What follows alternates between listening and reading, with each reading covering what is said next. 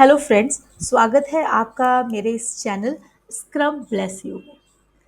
मेरा नाम शज़ा है और मैंने ये चैनल आप सबके लिए बनाया है ताकि वो लोग जो स्क्रम के बारे में प्रैक्टिकल नॉलेज चाहते हैं, मैं उन सब की हेल्प कर सकूँ।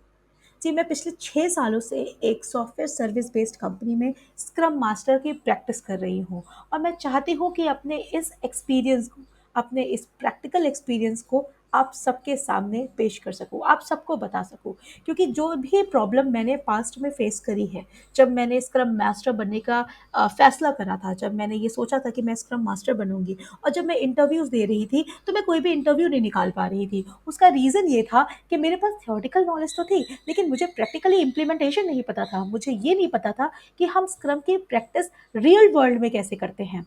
तो पिछले 6 सालों से मैंने जो कुछ भी सीखा है, वो उन सारे इन्फॉर्मेशन को आपके सामने पेश करूँगी। सारे वो क्वेश्चन एंड आंसर जो कि इंटरव्यूज़ में पूछे जाते हैं, जो कि मैंने दूसरों से पूछे हैं, वो सारे के सारे क्वेश्चंस, आंसर्स सब कुछ आपके सामने इस चैनल पे आएगा, एक-एक छोटी-छोटी वीडियोज़ करके, क्योंकि मैं भी नहीं चाहती हूँ कि मैं आपको बोर कर सकूँ। तो शुरू करते हैं इस चैनल को, जिसका नाम है स्क्रम ब्लेस यू।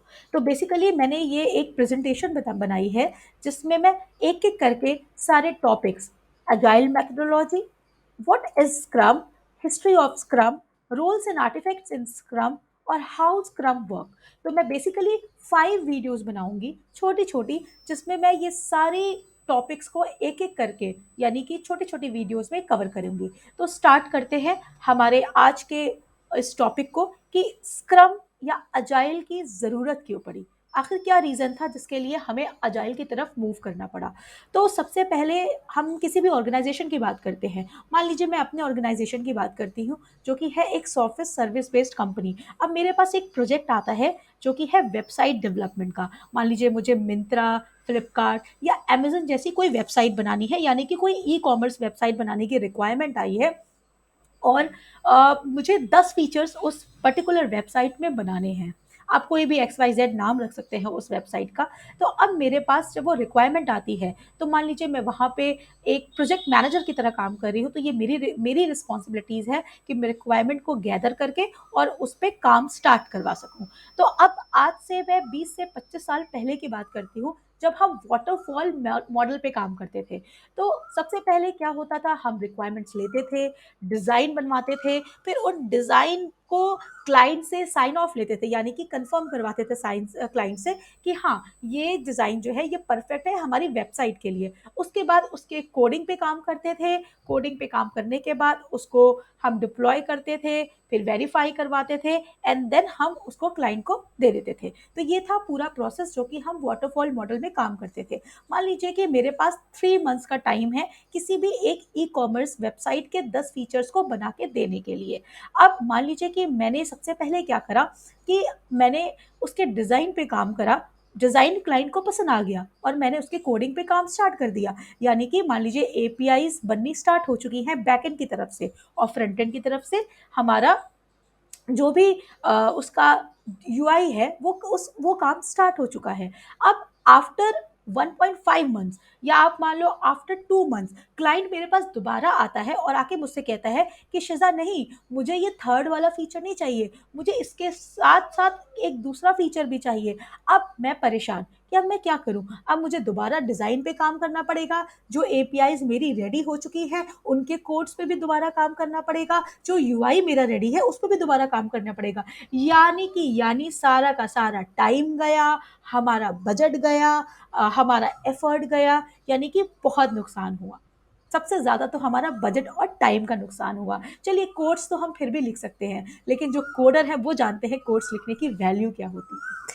तो अब इस सारी प्रॉब्लम का हल क्या है? अब इन सारी प्रॉब्लम्स का हम क्या ऐसा रिज़ल्ट ओरिएंटेड चीज़ निकालें, क्या ऐसा आंसर दें जो कि इन सारी प्रॉब्लम्स का सॉल्यूशन हो, जिससे हमारा टाइम भी बचे, हमारा बजट फ्रेंडली भी हो और रिज़ल्ट ओरिएंटेड भी हो और सबसे बढ़कर हमारा कस्टमर भी खुश रहे। क्योंकि अगर मैं कस्टमर से आफ्टर 2 मंथ्स कहती हूँ कि नहीं भाई, अब ये काम नहीं हो सकता है, हमारे इतने सारे काम हो चुके हैं, तो कस्टमर अलग गुस्सा आ जाएगा। वो हमारे टॉप मैनेजमेंट के पास जाके कहेगा कि भाई शिजा ने तो मना कर दिया कि ये काम नहीं हो सकता है, हमें आपके साथ काम नहीं करना। तो अब इन सारे के सारे प्रॉब्लम का सॉल्यूशन आता है हमारे अजाइल के पास। तो 2001 में जब हमारा अजाइल लॉन्च होता है, तो वो सिर्फ 3 चीज़ें कहता है, define, build, release and then again repeat. आप सिर्फ इन 3 वर्ड्स का याद रखिए, define, build, release and again repeat. अब इसका मतलब क्या हुआ?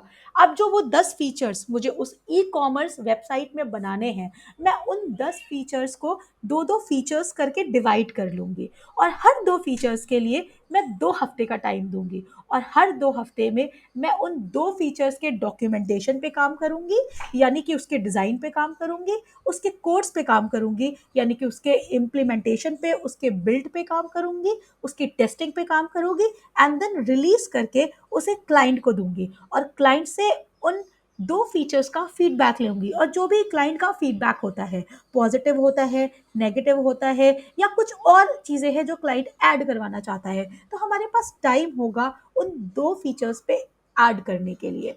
तो इस तरह से हमने 2 फीचर क्लाइंट को डिलीवर करा, जो कि क्लाइंट देख सकता है कि हाँ भाई, ये टीम तो काम कर रही है, और फिर अगेन हम अगले 2 हफ्ते में अपने बाकी 2 फीचर्स काम करेंगे। इस तरह से हमने 2-2 हफ्ते करके 10 फीचर्स को बहुत ही आराम से क्लाइंट को दे।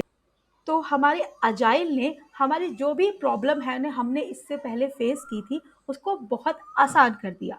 तो इसलिए agile software development life cycle model is a combination of iterative and incremental process models which focus on process adaptability and customer satisfaction by rapid delivery of working software product। तो यानी कि अब आप इस definition को बहुत ही अच्छे से समझ सकते हैं, और इस तरह से अब अपने अजाइल का बेसिक भी क्लियर कर सकते हैं। तो अगर आपको ये वीडियो पसंद आई है, तो प्लीज़ इस वीडियो को लाइक करिए, शेयर करिए, और आगे के वीडियोस में मैं आपके लिए बहुत सारे टॉपिक्स को कवर करने वाली हूँ। तो तब तक के लिए thank you, goodbye, and please मेरी आगे की वीडियो को ज़रूर देखिएगा। Okay, bye bye.